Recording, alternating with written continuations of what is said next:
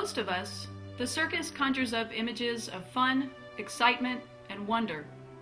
The big top seems to have it all: food, music, and thrilling entertainment that includes death-defying acts of acrobatics and skill, some of which even include wild animals.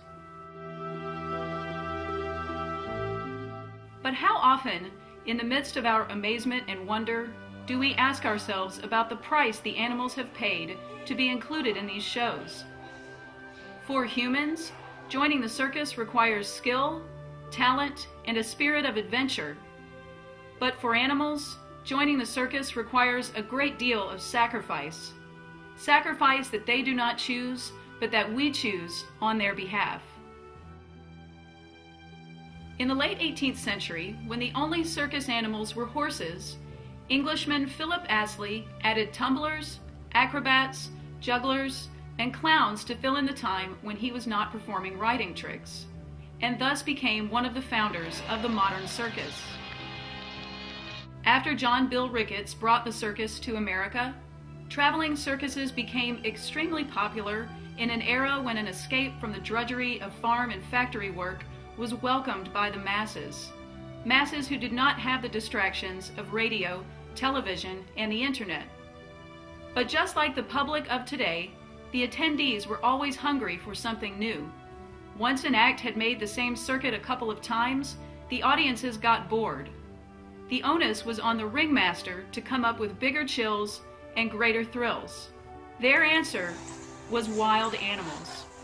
At first, they were simply part of privately owned menageries that were brought along for display only and were not really part of the circus acts at all. They were even billed separately, as in the phrase museum, menagerie, and circus. It would not be long, however, until audiences needed something more than to just look at animals in cages. After all, they could do that in a zoo. In 1833, Isaac A. Van Amberg entered into a cage with big cats and is thus considered to be the first wild animal trainer in American circus history. How many of us really take the time to consider what training a wild animal really means? What does it take to make a 12,000-pound elephant agree to balance on one leg atop a pedestal? What does it take to make a 500-pound tiger sit on its hind legs on a platform on top of a horse? What does it take for predator and prey to deny all natural instinctual behaviors and wait passively for commands inside of a ring? Many say that what it takes is brutality, the breaking of an animal's spirit so that the animal is not aware of its own strength. They say we must use bullhooks and pitchforks to show them who's boss. Others argue that training is a series of positive and loving reinforcements in which a bond is formed between the animal and the trainer. But the manner of training is really only just one small part of the issue. In the world of entertainment, where an act either brings in the money or ships out, the animals involved are simply a commodity, an investment, a thing to be used today and discarded tomorrow. For every performing lion or tiger that entertains the public, 30 lions and tigers are destroyed because they simply do not have the right look or the right temperament for training. The so-called bonding process that occurs between animal and trainer is only the result of removing cubs from their mothers months or years before they would wean themselves in the wild, so that the cubs will behave more submissively to humans. After an individual animal lives past its usefulness to people, it will often be sold to the highest bidder with little regard as to the intention or the integrity of the buyer, who may be a taxidermist, a canned hunt ranch owner, or a trader of animal parts in the illegal Asian market. Animals bred for entertaining circus goers come from generations of creatures who long ago, unwittingly and unwillingly, traded life in the wild for life on the road. For people, life on the road involves extreme weather, long hours of travel, and few breaks. But for animals, it also involves metal trailers, barred cages, concrete floors, and quite literally, whips and chains. A far cry from the grasses of the African savanna, generations have never known anything that might actually feel like home.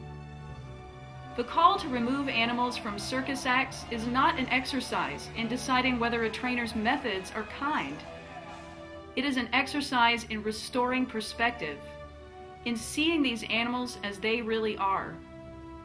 No animal trainer in his right mind would attempt to train a wild lion in the lion's own habitat, in the lion's own world.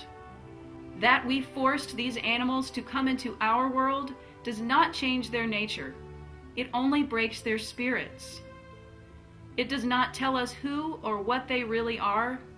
It only tells us who they are when they are being dominated by somebody else.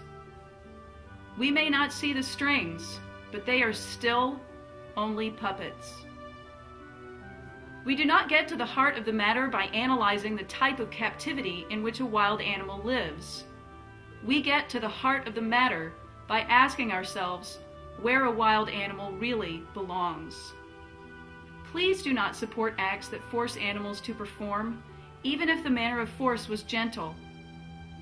Those who really love wild animals want only one thing: to give those animals enough room to be who they are in the places in which they truly fit in their native habitats, in their own world. Is this really too much to ask?